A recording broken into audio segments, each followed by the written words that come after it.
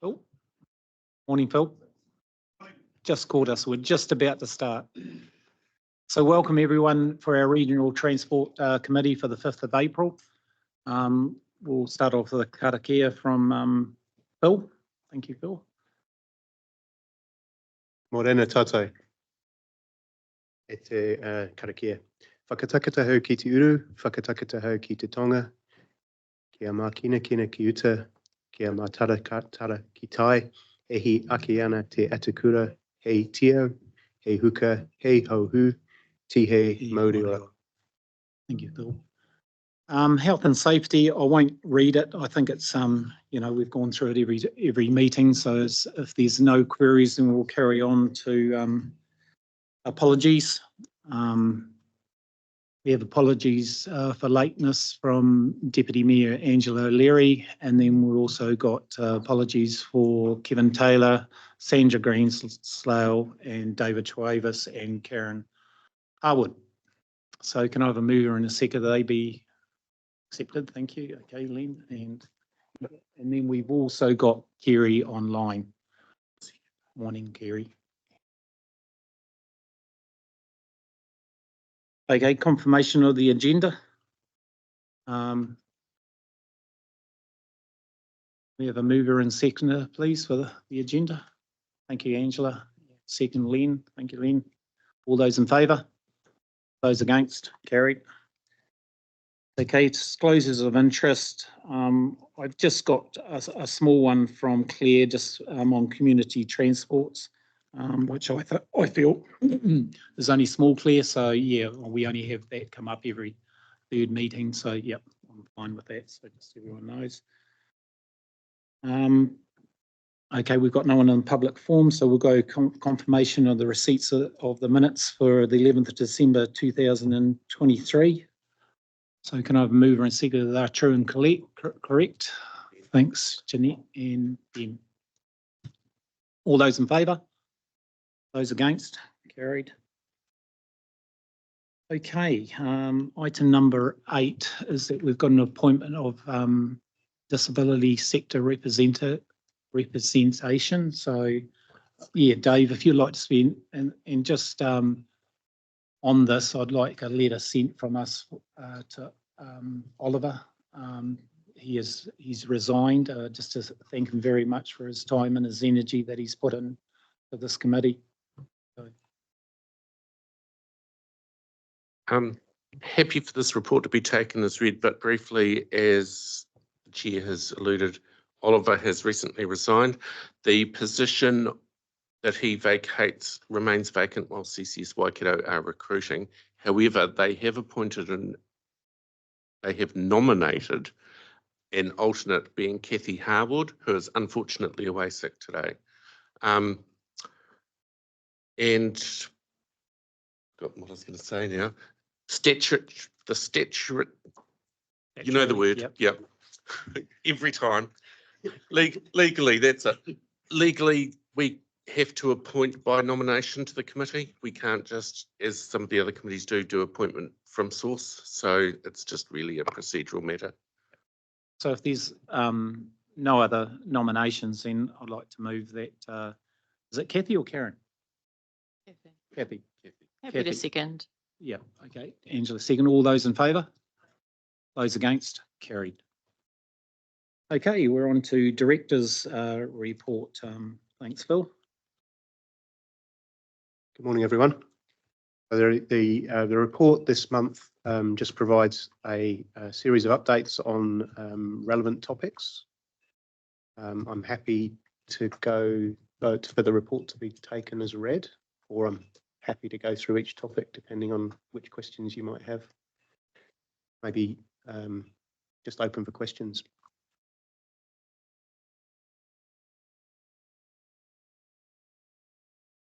No questions? Okay. Yep, Angela. Yeah, thank you. Yeah, I note in the report under road safety update that we talk about Fleet Day. In the past, it's been a really good event for members of RTC to attend. So I'm just wondering if that could be a placeholder in people's diaries for members to attend. if possible, please. And then I also wanted to, just along the road safety update, we've got the year-to-date fatalities, and we know that over Easter, it's quite a disappointing outcome, alongside rural tractors as well. So I'm just wondering, for an action point, since we are such a diverse region, what is the advice around how we can make, during the season that tractors are more on the road, like what can we do as a region to ensure that those traffic movements are safe?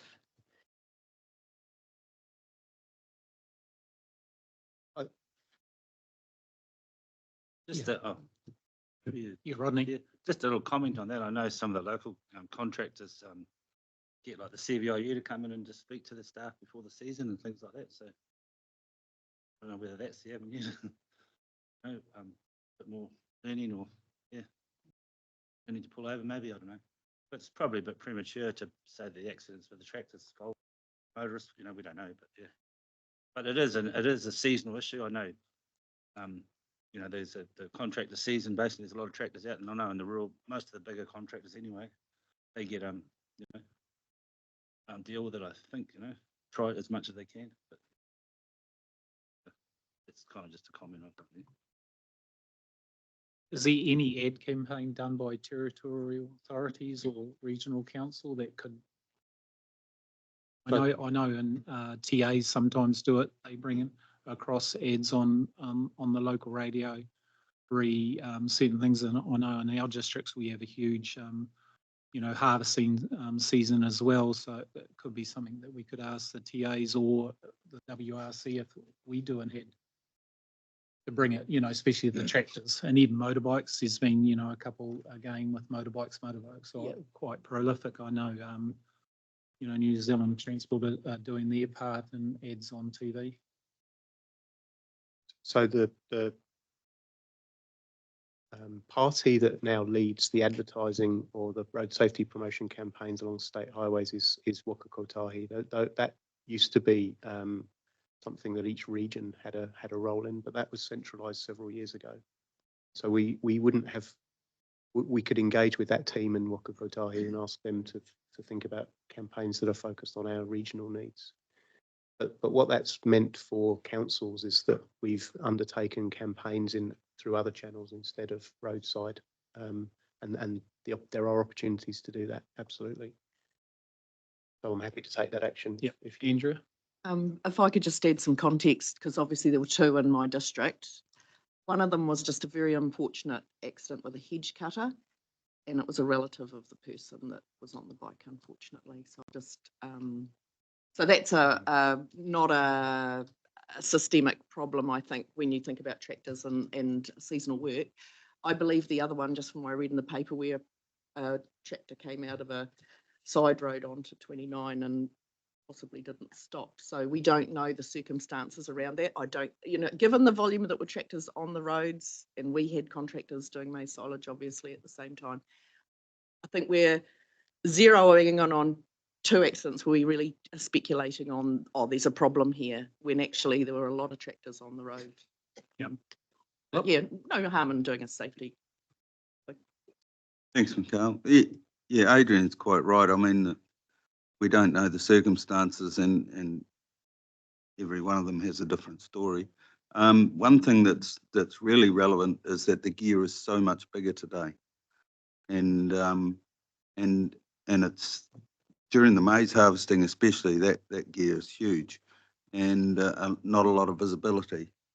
I think it's more around making the public more aware that they need to be patient and looking out, not taking stupid risks because of visibility.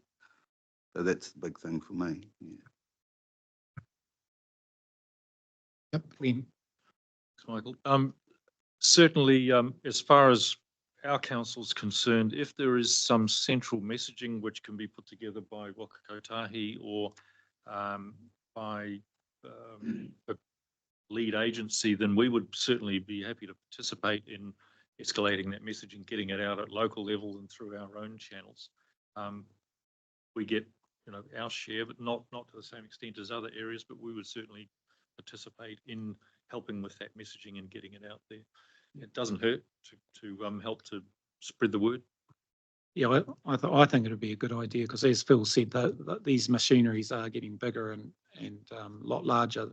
It's very hard to even overtake on them, and they probably do need pilot vehicles, even some of them, because they do the whole width of the road, and if not, a little bit over. So yeah, I think it's, we're not pinpointing, but it could be an opportunity because there is a lot of tractors on the road, during that season. That, could help. Phil. Just before, we've just got two other points to make before we move Yep. off the report. There were two items that I should have mentioned at the beginning but forgot. The first is that the Oko Kotahi has now released the investment prioritisation method, the IPM, for public consultation, and that's part of the flow of information related to the National Land Transport Programme and Fund development. So we within the RLTP work, we're able to now use that as a draft for the way that we have to review the prioritisation that's in the draft Regional Land Transport Plan. The second one is that the agency has also started to communicate the potential for changes to what was called the Sustainable Public Transport Framework and will now be called the Public Transport Framework. And there was information that's come from the organisation now around farebox and how farebox is calculated with what's referred to in the government policy statement as private share and public share. And that redetermination of percentages and which funds each part of that comes from. So that's a developing story, and there will be an opportunity, I believe, for us to engage with that process. And David might be touching on both of those later in his presentation, but those are things that are evolving, and I guess the message across both of those is that the flow of information from government is now stepped up quite significantly in terms of the changes that are occurring and have been underway for several months now. And they feed into things like long-term plans, regional land transport plan, government policy statement, and all of this process is stepped up a gear recently. Adrian. Just with your suggestion of a pilot vehicle, I think you'd really need to think long and hard about that one, because you've got 5 tractors or with wagons or trucks taking from one farm to another. They don't all run in unison. They are spread out, obviously, to work in with the system. I think let's not overthink this. I just be aware of it, but let's not overthink it because, as I said, this has been raised, and I think it's just a bit more isolated than what people realise. Okay, thanks, Andrew. Is there any other questions for Phil? If not, then, sorry, Lynn. Thanks. Phil, agenda page 26, Regional Land Transport Plan. Can I just, and this might be addressed later on in the agenda, just tell me to shut up if it is. Now that we've got a rewritten GPS and we've got 89 submissions, and we've moved the deadline for submissions for hearings, the public submissions that have been received, what's the program for going back on those submissions now that we've got a rewritten GPS? Has that thrown a spanner in the works, or where are we at with that process now? So we have a paper on that later. Maybe Thank it's you. best to just talk about it all in that. I thought you might address it later, but thank you. Okay, can we have a move in a second? The director's report be received, please. Thank you, Rodney. Moved, and second, Andrea. All those in favour? Those against? Carried. Okay, changes to the Eastern Connector bus service. We've got Catherine coming to the front. Morning, Catherine.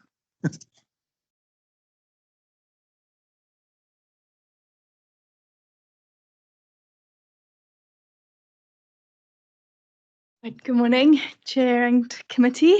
Hope you all had a good Easter. So this is a decision paper for changes to or consultation really for the recommendations that came out of our review for Eastern District's services that we undertook last year. Those recommendations were shared in December with RTC, so it's nothing dissimilar. This is just a consultation component. I'll take the report as read, but I will just flag as a general reminder what it is and just acknowledge some recent conversations that have happened. So the two recommendations that came from that review was one being a new service for the Karakia and Thames Coromandel districts. The second being changes to the Eastern Connector service, only the trial portion, which connects to Matamata, not the non-trial portion of the service. So for the new service for Thames Coromandel, our recommendation for decision is that consultation for that only occurs after Waka Kotahi funding is confirmed for the service, just to manage community expectations and to align our workloads and work with realities of actually being able to implement the service. I am aware there have been recent conversations with Mayor Len Salt, just acknowledging some questions regarding, do we go to Pauanui and Whitianga and things like that. And as well as I know WRC has recently worked with Hauraki District just to talk through our draft long-term plan, and conversations came up through that conversation with ideas and recommendations for service enhancements and more longer-term plans for public service delivery within Hauraki District. So I do want to acknowledge all those conversations. The latter for Hauraki particularly, that is something certainly that will be considered as part of our larger network reviews for the Hauraki District, which will coincide with our contract planning, which is on our schedule. In terms of the detailed planning on what the service might actually look like and how it will actually be implemented, that's what we publicly consult for. And so that detailed planning is likely to change through consultation depending on community feedback. So I don't want to get too hung up on this is what it will be and this is exactly what it will look like, because we'll see what the community says. In regards to changes to the Eastern Connector, just a reminder for that currently Matamata receives 3 return trips between Matamata and Hamilton every day. This is just the removal of the midday service, but retaining the peak morning and evening services. That is quite an underutilized trip. The inbound trip to Hamilton averaging 4 people a day, the trip to Matamata averaging about 12. Some of those could be getting off in Morrinsville as well. So it's really an optimization and vehicle utilization component for that piece of work rather than a service enhancement. And that will save us approximately $160,000 a year. So yes, so those consultation for that will be targeted consultation for the communities affected, which would primarily be Waiheroa and Matamata. And we are hoping to do that quite soon so that we could ideally implement those changes along with our proposed October network changes. Thanks, Catherine. Any questions? Yes, Len. Thank you. And first of all, I just want to acknowledge that your response to my feedback on the initial trial proposal, thank you. That was very much appreciated. So just confirming that we have that trial in place at the moment, which is currently running between Thames and Coromandel. Are you getting information and feedback on the numbers that are using that? Yes, I am. The community resilience team, apologies if I've got it wrong, have been sharing that patronage numbers. And so far, I believe the service launched late December, I think it was. Yeah. They've had about 500 passengers so far, which is great for that trial, yes. Good initial response by the look of it, and that's now been extended, I think, to the 18th of June. Yes. Or the end of June or something, which is fabulous, funded under our recovery funding, which is good. Just as a point of interest, I don't know if the team have let you know, as part of our LTP consultation, we've gone out asking for our ratepayers what their thoughts are on a proposal for connected communities. This transport proposal ties in very well with that, and the initial feedback on that connected communities has been really positive. So we're feeling optimistic, and we're just hoping that we get some good news on the Whakatahi funding. No pressure, David, because I know you make all those decisions. But good work. Thank you, Catherine. Thanks, Len. Angela? Yeah, thank you.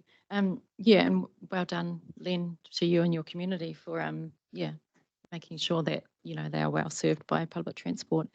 Catherine, just had a question on your targeted consultation with the Matamata service. Could you just expand on what that will look like?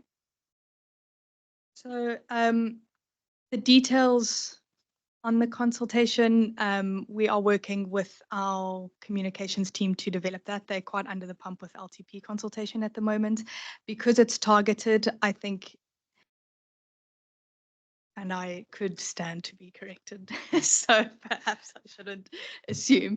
But essentially, nothing significant is happening here in a sense that, we're not reaching any new communities. The communities are still being served. Infrastructure is remaining the same. The bus route is remaining the same. And so it would be a component of informing the community while also just, I think there'll definitely be a component of, this is what this passenger numbers are, the stats are, this is the cost of what it's costing you and the cost per passengers. But I don't have the specifics. That hasn't been worked through, and perhaps Phil might. Maybe your question relates to the inquiries we've had about school services. So we've engaged with those people, and we would engage with them again as part of this consultation. That's to do with overloading on that peak PM service, I believe. Okay, so yeah, I was just wanting to know that loop from public forum is definitely been followed up and progressed. Yes. Clear. Thanks, Catherine. I wanted to follow up also on the targeted consultation, but this time with those people that might be getting off at Morrinsville. So I'd be worried that because it looks like only the Waharoa and Matamata communities would be the focus of any communications, that people that are relying on that service that are getting to Morrinsville, they might not even, how would they know that that midday service might now stop? I presume you might be just making sure there's some sort of communication with the people that actually use the bus, but yeah. I'd just like to get that sorted out so I know that you're not going to leave some people high and dry for a little while. No, that's a good point. Thank you. So the bus will still continue to Morrinsville on that midday trip. It just wouldn't continue to right. Matamata. So Morrinsville will still get the Morrinsville to Hamilton connection, but that is a good component, something that we should consider, because there might be travel between Morrinsville and Matamata during that time. So we might expand that to include Morrinsville, even just as an informing activity. Okay. Yeah, thanks. I wasn't aware of that, but yeah, thank you. Thanks, Claire. Philip? Thank you. Through you, the chair. Thanks, Catherine. Thanks for highlighting the discussions that we had, because when Mark came and delivered the discussion about the LTP, we made it quite clear that, this isn't workable for us in its current form. And we highlighted that we need a connector service throughout all our regions, smaller communities. And really, we just need the one bigger bus that connects between Paeroa and Morrinsville for those that want to go to Hamilton. So, and the cost without the Whakatahi funding was just not sustainable for the ratepayers. So, it's the discussions are progressing, and we've got Pamela also involved with Robbie Cookson. So hopefully we can get a really good outcome from it. Thanks, Philip. Oh, Catherine, if there's no more. If I can just, Oh, yeah. sorry, I guess the question I have with a lot of this work is dependent upon Waka Kotahi funding, I presume. For the new service and The new services, but even for our trial, for the Matamata trial, is still reliant upon Yes. funding Yeah. from NZTA. So is there a greater question here to be asked around the sustainability and the ratepayers' will to pay for a service if it's not going to be funded, subsidised? Like, is there a risk to the funding? I mean, there's always a risk with all our trials. That's just the nature of our public transport funding, unfortunately, and how trials work. And we always have this awkward after 3 years and you wanting to trial for another 3 years. I think the funding concern is largely for new services. We would assume quite strongly that services that are currently being funded will continue to be funded. Again, this is not a guarantee, but that's with all 6 of our trial services at the moment, but we need to still continue with planning and development and, you know, with the assumption that the services can continue. Thanks, Andrew. Okay, we have a resolution here that in 3 parts that the report be received and that the Regional Transport Committee endorses the proposed public consultation plan for the new public transport service in the Thames, Coromandel and Haraki districts if the funding is received from Waka Kotahi New Zealand Transport Agency for the service. And then number 3, that the Regional Transport Committee endorses the proposed public consultation plan for the service change to the trial leg of the Eastern Connector service, the Matamata service. So can I have a mover and a seconder for that? Thank you, Len, and second, Claire. All those in favour? Those against? Carried. Okay, we're now on to item 11. We've got community transport update with Samantha. I think if she's here, yep.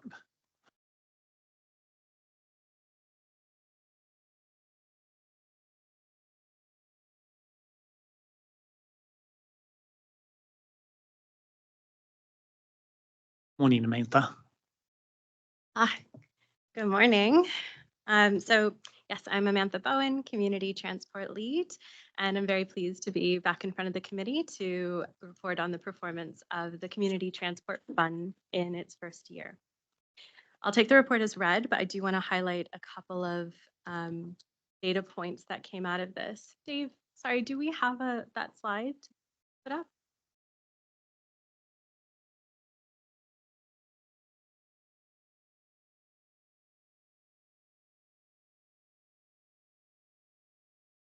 I can. Or I might want to sit closer to it. Sorry, I've got a loud voice. Sorry. Yeah. Normally, I don't have an issue being heard. Okay, well, we do have a slide. It basically reflects exactly what's in the report. And actually, there's an attachment too, which has a larger evaluation report. And there's an at a glance page that you can see. But it summarizes the data, which is that in the first year, all 14 recipient groups from around the region returned their accountability reports. Volunteers contributed over 52,000 hours of their time to transport passengers on nearly 24,000 trips, spanning 860,000 kilometers. Their operational budgets amounted to nearly 1.2 million, with WRC contributing 190,500. And then this year, we've just finished distributions in March for this new financial year's fund. We received 19 applications, 18 were successful. The requests had totaled over $270,000. Their operational budgets combined was 1.3 million. And our contribution was 209,500. Which would have only supported 16% of their estimated operational budgets. And to be clear, they had requested 20% of their operational budgets from us, so we were able to cover 16%. As I mentioned, a more thorough report on the evaluation of that first fund's year can be found in attachment 2. And there's also a lot of impact stories pages 7 through 11 are just chock full of impact stories, which I think they're from both users of the services and the volunteers alike, and they're pretty powerful. And happy to take questions. Thank you, Amantha. I'd just like to point out too that in the WRC's long-term plan, we are applying for more money for this. So I endorse that the councils, put in a submission supporting this, because it is big. We've got a wide range region where public transport can't reach a lot of those parts of our region. So these community transports are so important to support this. So any questions? Yes, Philip. Thank you, Chair. Just through the Chair, I was just blown away by the figures in this report, and so for me, I'm really glad that it's been a real success story.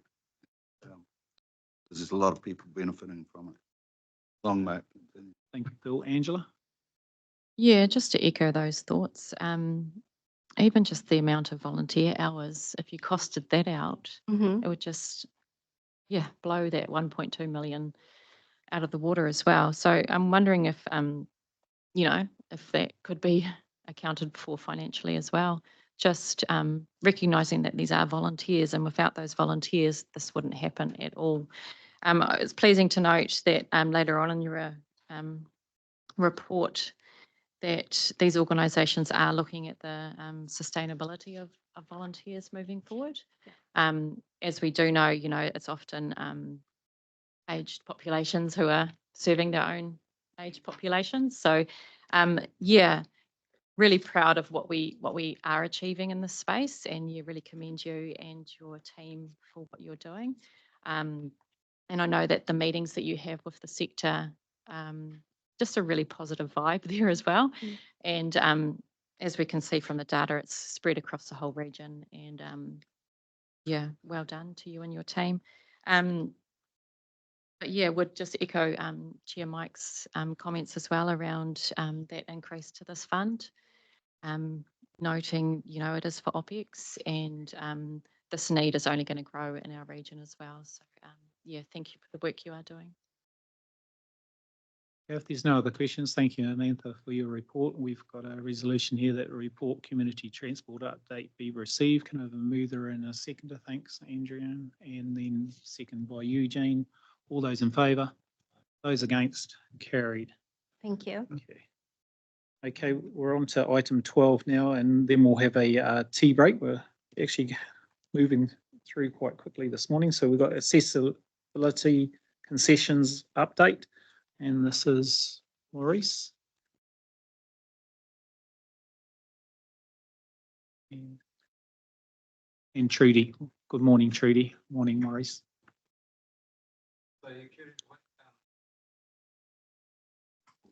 Just turn on the mic, sorry. Yeah, that's it. Even though you've got a lovely loud voice like me. There you go. Yeah. Kia ora. I'm Morris. I'm our Accessible Transport Coordinator for Waikato Regional Council. I would like to take this report as read. However, I would like to just summarise the accessibility concession. Some of our elected members that are at the table today were on the committee at the time. However, in 2019, the disabled community of Waikato advocated for cheaper public transport, and that was led by a disability advocate, Joy Ho, at the time. So the committee of the time agreed to make public transport free for disabled people who, which was considered to have a transport disability. That means people that cannot drive their own personal vehicle due to disability. Further to that, the year after, another part of the concession was implemented, which was a +1 concession. So that means if a person needs a person with them, a support person, a carer with them when they're out in the community, in public, that one person can be free as well. So the scheme has been a real success. We've got around about 3,500 people on the scheme to date. And this report was to look at how the concession is going and how we can improve. The report looked, led by the research company Emma Cagney, looked at what is available across the world and what we could replicate here. It looked at what's available throughout other regions, and it also interviewed a few disabled people that use the concession and a few bus drivers. So what I'd like to say strongly is that from a national, from a global and a regional aspect, the findings that we had, we've got something really special. The accessibility concession is something that the Waikato should be really proud of. So for the likes of what is available in other areas, the main focus was what's available in England. There was one that was more aligned to our total mobility subsidy. It was something that would had to have a contribution of funds from the disabled person. The other was a something based in London, which was off-peak times free public transport for disabled people. And the eligibility didn't really align to what we did, what we've implemented. It didn't really make sense. Within New Zealand, there was Auckland have a subsidy for total mobility users and blind and low vision. Wellington have a concession. It's 75%, I think, and Tauranga have implemented an accessibility concession after us. They replicated what we did and made changes to what we suggested would improve it. Now, findings and what is going to be happening here for what we've suggested for changes here. One key issue is around assessing. So we've got doctors and disability organisations doing assessing at the moment. We're going to align it more to what we do with the total mobility concession and just utilise our disability and community organisations. The benefit of that is that they know disability, they live and breathe it, and they know the community that we need to reach. And that's been a real success with our total mobility concession. The other part was just a slight change to the cards, taking the photo away. That will make processing of the card a lot easier. And also we looked at other concessions. There's no real need to have the photo on it. And the last part was a request from both the interviews from disabled community and bus drivers around needing some disability awareness, which we're going to be doing later in the year as well. Thank you. Awesome, Morris. Anything to add, Trudy, or no? No, that was a comprehensive update. Thank you, Morris. Okay. Any questions on the report for Morris and Trudy? Yes, Angela. Yeah, thank you, Morris, for your work on this. Just on page 75, paragraph 9. So the accessibility concession is on Hamilton and connecting routes to Hamilton?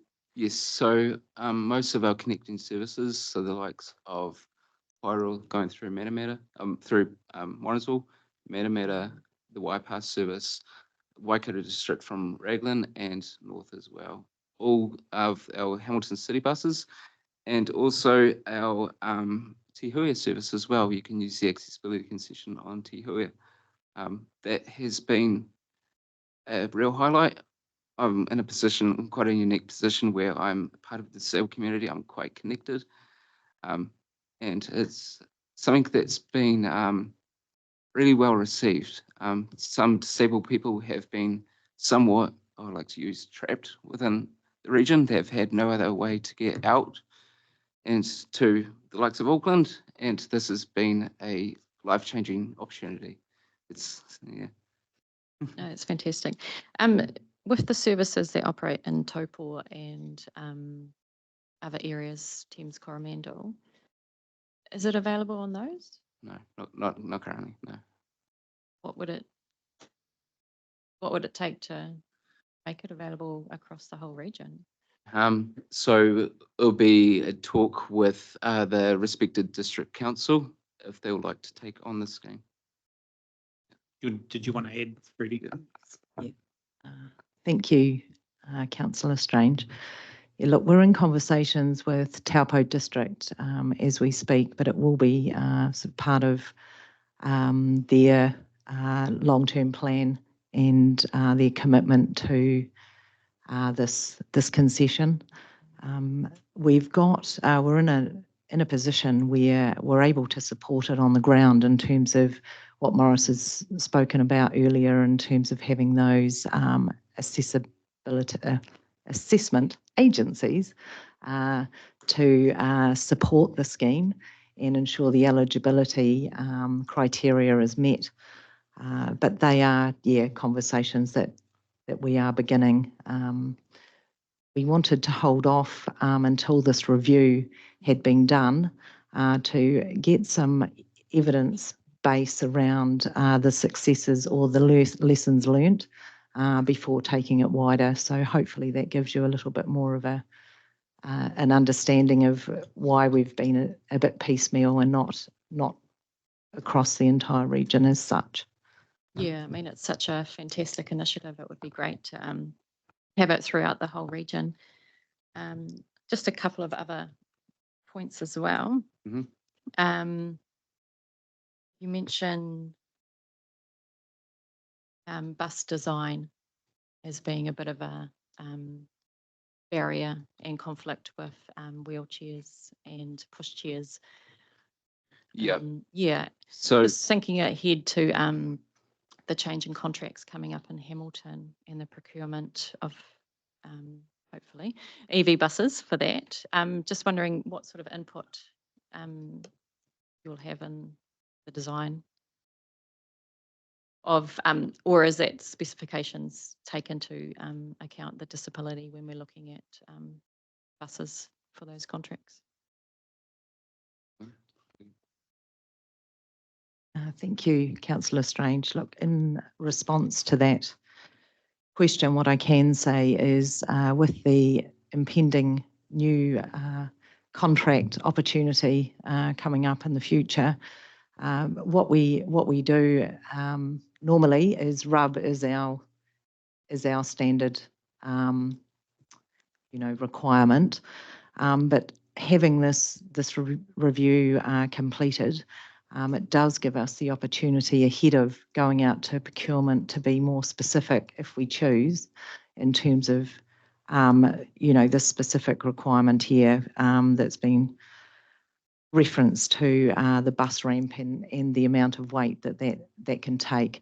But what I can say is in the existing services that we provide, there was a shift with those in terms of ensuring that we had 2 wheelchair bays as part of and low floor accessible buses as part of those existing services that are out there at the moment. So we would look to build on that if we can in terms of learnings, but also we will see, as Phil sort of alluded to before, what comes out of SPTF, etc., and going forward in terms of procurement approach. also that could also tie into the disability awareness training that we're doing as well. Conflict of pram versus wheelchair. Wheelchair should get priority as well, because prams can be folded and the baby can go in the parent's lap. So these are things that the disability awareness training will touch on. There'll be 2 elements where it's disability awareness, how to interact with disability in a correct manner, speaking to the disabled person, like the person with them, asking to touch a mobility aid before helping a person, assisting a person. Also for the respect of the driver as well, there'll be a physical element of a training on how to help a person on and off the bus without damaging yourself or the disabled person. So yeah. Thanks for touching on the bus driver training. That was going to be my next question. But yeah, it's good to see that involved in the bus driver training would be this sort of education. And in the MR Cagney report, they touch on KPIs around not just being time-based, for being, on time to bus stops, but taking into account, the people that we are serving on the bus trips as well. So, yeah, brilliant report. And yeah, your endorsements, your recommendations around expanding who can sign off. Yeah, they all make sense to me. So yeah, thank you for that. Just lastly, you mentioned the key fob instead of a card. Is that maybe something we could look at through the nationwide ticketing system? Yes, in yeah, the that would upcoming be years? something that would be more considered with the nationwide ticketing system. It would be a bit of a cost for us to change what we're doing. The cards work fine. The minor change that we're doing will be taking away the photo. Tauranga don't have a photo on their cards and it doesn't cause an issue. Also, we don't have a photo on IL Super Gold or Youth Concession. There's no photos on any other bus card throughout New Zealand, so it makes sense to take it away. Cool. Thank you, Morris. Trudy. Okay, yeah, thank you, Chair. Yeah, just want to and support Angela's comments there. Morris, fantastic report here. The findings, the review findings are really good. I was sitting around this table here back in 2019, Yeah. and it's really good to see that the decisions made then are having a real positive impact, and how we continue to support this and actually look at some of the recommendations, which actually a lot of them are not hard to do. So they're some just tweaks that'll make a huge difference. So I don't really have a question. It was just more of a really support what you're doing and where it's going with this. And I think we just really need to continue to support this. And let's hope the national ticketing system still has some traction and flows through. That's a bit disappointing to hear some of the comments around that at the moment, but let's hope that continues, because that will make a huge difference to this as well. So thanks. Thank you. Well, Trudy and Maurice, thank you very much for a thorough report, as the members said, and we've got a mover in a second that your report accessibility concession update be received. So can I have a mover and a seconder, please? Thank you, Claire. Moved and second by Jeanette. All those in favour? Those against? Carried.